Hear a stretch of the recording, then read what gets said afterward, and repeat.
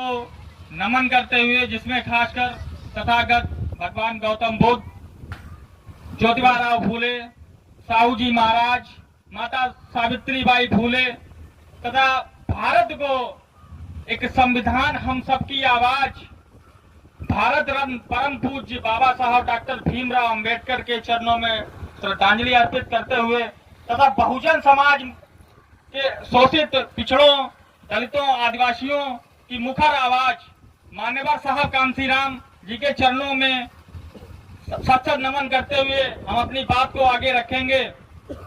सम्मानित साथियों, आज की मीटिंग का आयोजन आपके सुगमा पोस्ट रामापुर गांव में जो हुआ है, इसके लिए मैं भैया जी रमेश चंद्र गौतम जी का बहुत बहुत धन्यवाद देता हूं कि उन्होंने अपने सफल प्रयासों से यहां मीटिंग का आयोजन करवाया।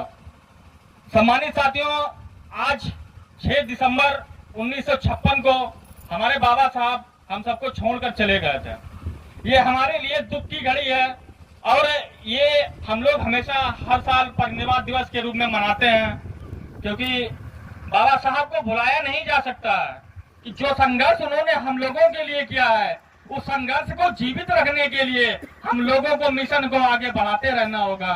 क्योंकि बाबा साहब ने कहा था, शिक्षित रहो, संगठित रहो। जब तक हम शिक्षित और संगठित नहीं होंगे, तब तक हम इस मिशन और संगठन को आगे नहीं बढ़ा सकते हैं। क्योंकि समाज को जगाने के लिए तो बहुत ही कम लोग होते हैं, लेकिन समाज को अंधकार में ले जाने वाले भी बहुत से लोग लगे हुए हैं। हमें उनसे भी बच के रहना है। तो सम्मानित साथियों, आज की मीटिंग का हमारा जो मुख्य उद्देश्य है, और आज की मीटिंग में यहाँ पे मौजूद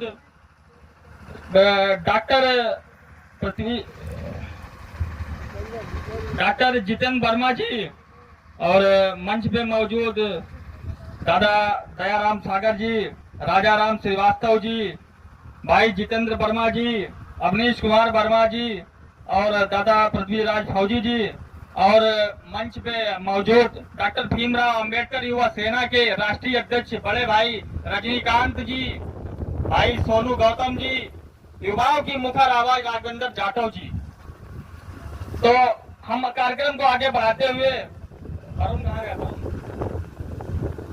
तो इस कार्यक्रम को सर्वप्रथम हम दया सागर जी को आमंत्रित करते हैं कि वो आए और अपनी बात को रखें समाज के बीच में। दादा दया सागर जी का तालियों से जोरदार स्वागत करें आप लोग।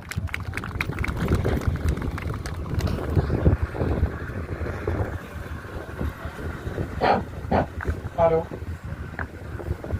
सभी सम्मानित समाज में आए हुए हमारे छोटे बड़े भाई, प्यार करने योग्य बच्चे, सम्मानित दादा, माताएं एवं बहनें, मंच पर मंचासीन हमारे छोटे भाई दादा पृथ्वीराज और दादा राजा राम सविता जी और लगभग सभी सम्मानित साथी, सभी को नमो बुद्धाय, जय भीम। आज का दिन जो है हमारे आपके लिए बहुत दुखद घड़ी का दिन है। इसी दिन 1956 में हमारे बाबा साहब हमें आपको छोड़कर चले गए थे।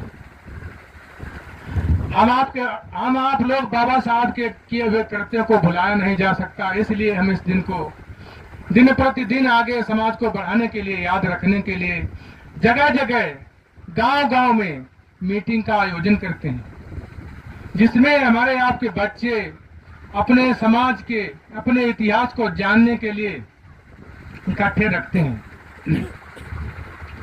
जैसा कि हमारे भाई लोग समाज में आकर के अपनी अपनी बात को रखेंगे, हम सभी की बात को सुन करके और अपने अपने बच्चों पर डालिए या अपने घर के समाज को जागरूक करने का काम करिए।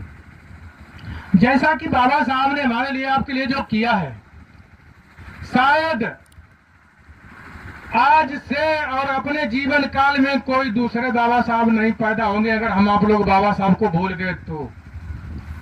इसलिए गांव गांव में जाकर के, समाज में जाकर के अपनी बात को रखिए।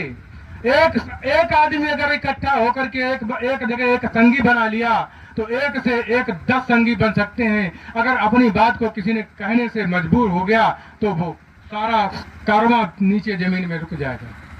इसलिए बाबा साहब ने कहा है कि संगठित रहने के लिए हमें आपको संगठित रहने के लिए एक आदमी को जरूरत है। बहुत हुजूम की जरूरत तो जब है जब हम सब लोग संगठित होने की बात आएगी, एक दूसरे की कड़ी जुड़ती चली जाएगी तो हम लोग संगठित होते चले जाएंगे। इसलिए समाज में एक दूसरे को एक संगठित करो, केवल ज्यादा की जरूरत नहीं है। एक लोग अपना साथी बनाइए, एक लोग अपना साथी बनाइए, एक लोग अपना साथी बनाइए। ऐसे ऐसे करके हमारी कड़ी जुड़ती चली जाएगी और हम सब लोग एक दूसरे से संगठित होते चले जाएंगे। जैसा कि इस समय हमारे समाज के लोग अपनी बात को नहीं कह पाते हैं, ये हमारे आपके सामने बड़ी विडंबना की बात है। बाबा साहब ने एक छोटी सी कलम की नोक पर पूरे भारत को टांग करके रखा है। बाबा साहब हमारे आपके मसीहा थे, हम बाबा साहब को भूल रहे हैं। ये हमारे आपके अंदर कमियां हैं, इन कमियों को निकाल करके बाबा साहब को सामने लाइए। बाबा साहब ने शिक्षा का संदेश दिया, बाबा साहब ने संगठित रहने का संदेश दिया, बाबा साहब ने संघर्ष करने का संदेश दिया। जब हम आप लोग शिक्षित होंगे तब हम संगठित रहेंगे तो हम संघर्ष जहां चाहेंगे वहां कर सकते हैं। लेकिन कर जब सकते हैं जब ऐसा विचार बाबा साहब के प्रति जागरूक करेंगे। मनमा की एक कलम की नोक पर कितनी बड़ी जगह कब्जा कर सकता है। कलम की नोक कितनी बड़ी जगह कब्जा कर सकता है। उस तरीके से अपने मन में विचार बनाइए कि हम कितनी जगह कब्जा करके अपने समाज को इकट्ठा कर सकते हैं। थोड़ी सी चीज, जैसा कि जब हम इकट्ठा करेंगे, संगठन करेंगे तो हम चाहे जहां अपनी बात को रह सकते हैं। इस चीज का बाबा साहब ने हमको आदेश दिया है, लिखित संविधान दिया है। बोलने का, रहने का, खाने पीने का, आने जाने का, बैठने उठने का, अच्छे कपड़े पहनने का। आज वो व्यवस्था होती जिस व्यवस्था में 75 साल से पहले, 78 साल से पहले हम लोग जीवन काटा करते थे पुरखे लोग, वो अगर व्यवस्था होती तो क्या हमारे समाज के लोग यहाँ इकट्ठा हो सकते? नहीं इकट्ठा हो पाते। बहुत छोड़ के लोग जानते कि वहां पर कोई प्रोग्राम लगा तो आते और यहाँ से हम आप लोग को बलगरा करके भगा देते। वो अब नहीं हो सकता है। इसलिए बाबा साहब ने हमें आपको अधिकार दिया है, लिखित संविधान दिया है। तो इस संविधान की देन है जो यहाँ पर माइक से अब हम आप लोग बोल करके अपनी आवाज को कह सकते हैं। इसलिए हमारी तरफ से सभी सम्मानित साथी अपने बच्चों पर इतना बड़ा प्रेशर रखिए, अपनी कमाई का प्रेशर बनाइए, अपने खर्च पर इतना प्रतिबंध लगाइए ताकि एक पैसा हमारे व्यर्थ खर्चे में न जाए। अपनी कमाई का 10वां हिस्सा अपने बच्चे पर खर्च करके अपने बच्चे को अच्छी तरीके से पढ़ा करके शिक्षित जरूर करिए। जब हमारे समाज के बच्चे लोग शिक्षित रहेंगे, जब शिक्षित रहेंगे तब पढ़ेंगे, समाज में भी पढ़ेंगे, किताबों को भी पढ़ेंगे, स्कूली शिक्षा भी पढ़ेंगे। तब जब समाज का ज्ञान होगा तब वो संगठित रहने का कार्य करेंगे, और जब संगठित रहने का कार्य करेंगे तब वो संसद की तरफ एक बार जरूर आगाह करेंगे कि शायद हमको संसद में जाकर के क्या मिलेगा और मंदिर में जाकर के क्या मिलेगा। अब हमारे समाज के लोग जब पढ़े होंगे तब ये भी जान जाएंगे कि संसद में जाने वाला बच्चा या संसद में जाने वाला लड़का या लड़की अधिकारी बन सकता है, डीएम, जज, मॉनिटर बन सकता है, और मंदिर में जाने वाला बच्चा भिखारी से ज्यादा कुछ नहीं बन सकता है। इसलिए समाज के लोगों कारवा को आगे बढ़ाने के लिए हमें मंदिर जाने की जरूरत नहीं, हमें विद्यालय जाने की जरूरत है, हमें शिक्षा ग्रहण करने की जरूरत है। पाखंड को दूर भगाइए और समाज में शिक्षा को गले लगाइए। सर्वोपरि शिक्षा है। इसलिए बाबा साहब ने अगर इस शिक्षा को न ग्रहण किया होता तो आज हम इस श्रेणी में आकर के नहीं बैठ पाते, न खड़े हो पाते। सर्वोपरि शिक्षा है, शिक्षा को ग्रहण करिए, ना कि पाखंड को दूर भगाइए। पाखंड से हमें कोई लेना देना नहीं है। पाखंड हमारी एक बहुत निचली सीढ़ी है। पाखंड को अगर हम करते रहे तो आज तक हम पाखंड में भ्रमित होते चले आए। हमारे समाज के लोग, आज हम जानते हैं कि हरदोई जिले में 1200 गांव हैं।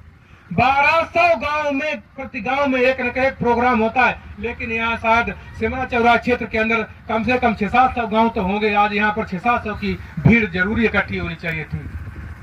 एक गांव से एक लोग आया होता तो ये हमारे आपके अंदर शिक्षा की कमी है। शिक्षा नहीं हमारे आपके अंदर है। शिक्षा अगर होती तो हम आप बाबा साहब को बिना ही पढ़े लिखे जान जाते लोग कि बाबा साहब ने हमारे लिए क्या किया। इसलिए सर्वोपरि शिक्षा है। शिक्षा को गले लगाइए, पाखंड को दूर लगाइए, भगाइए। इसी बात के साथ हम अपनी वाणी को विराम देता है। सादर नमो बुद्धाय। जय भीम।